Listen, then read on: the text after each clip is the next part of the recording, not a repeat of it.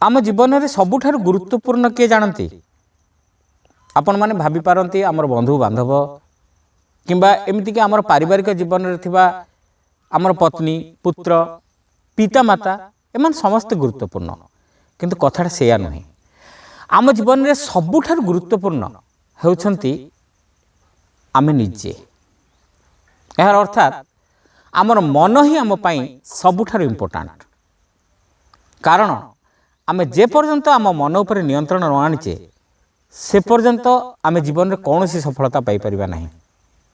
मन आमको सबु दिगरु नियंत्रण करुଥାଏ।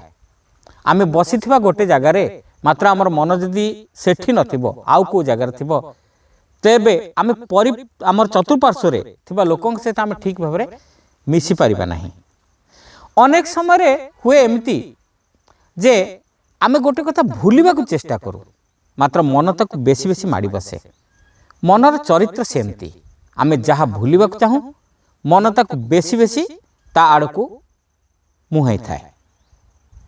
तेणु मन उपर नियंत्रण आनिबा अत्यंत गुरुत्वपूर्ण। यही प्रसंग में आज गपटी शुणा। गुरु विद्यानंद आश्रम थिले दुई जन शिष्य माधव और गोपाल। माधव बहुत चतुर विज्ञ किंतु टिके रूढ़िवादी प्रकृतिर। गोपाल किंतु अत्यंत सुधार उत्तम चरित्र संपन्न पिला। थरे विद्यानंद उभय को डाकिले पाखक डाकी कहले मोर जड़े बंधु रोचंती सत्यानंद किछि दूर रे तमे तांको पाखक मोर गोटे वार्ता नहीं कि दुहे जाओ तांको मोर वार्ताटी देव एवं तांको ठारू उत्तर नहीं फेरिब। उभय ए नदी कूले कूले जीव नदीर शेष मुंडे अच्छी घाटटे से घाटरे तुम मान नदी पारि हेब एवं घाटर अपर पार्श्वर रही सत्यानंद आश्रम।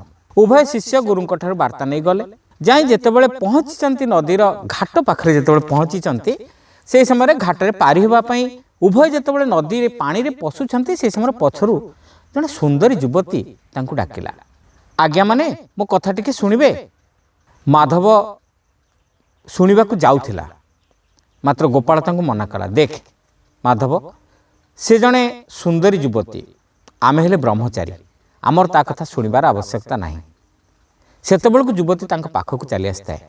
युवती तांको अनुरोध करी कहला नदीर आरपारी रे आम घर मु डंगारे नदी पारी होई आस्थिली मात्र जुआर छाड़ी जिबारु वर्तमान आउ डंगा चलिबो नहीं मात्र मते पानी रे पशिबाकू डर लगे मते खूब शीघ्र घरे पहुँचवाक पड़ो मो माँ बहुत बेमार अच्छी मते टिके केमती कौन पारी कर दियंतनी।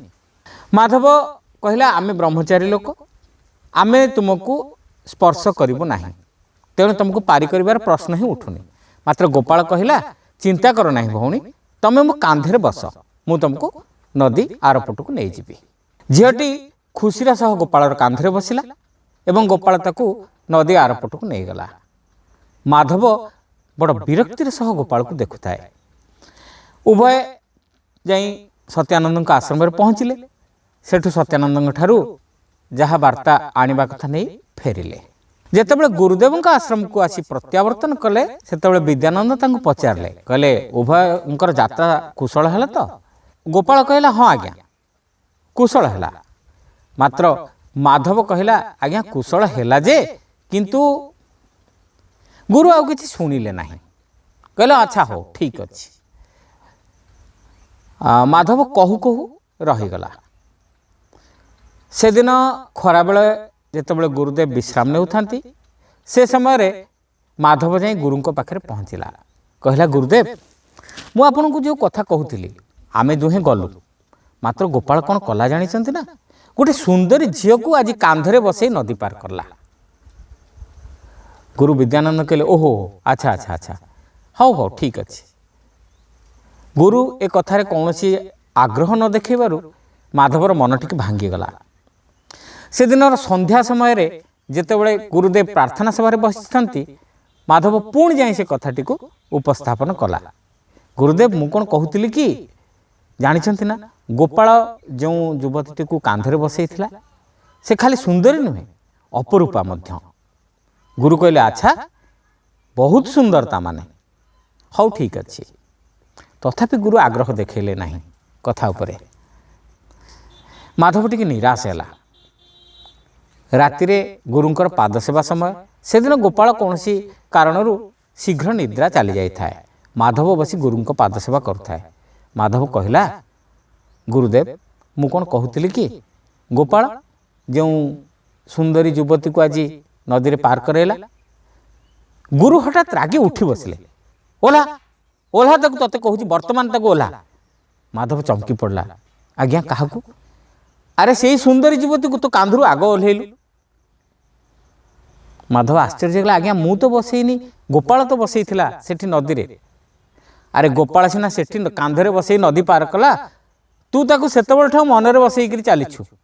ଆଗ ତୁ ତୋ କାନ୍ଧରୁ ତାକୁ ଓହ୍ଲା, ଅର୍ଥାତ୍ ତୁ ତ ମନରୁ ତାକୁ ଓହ୍ଲା। ବୁଝିଲୁ? ଗୋପାଳ ସେ ଯୁବତୀକୁ ସେଇଠି ଛାଡ଼ି ଦେଇ ଆସିଥିଲା, ମାତ୍ର ତୁ ତାକୁ ଆଜି ଦିନ ସାରା କାନ୍ଧରେ ବୋହି ବୁଲୁଛୁ।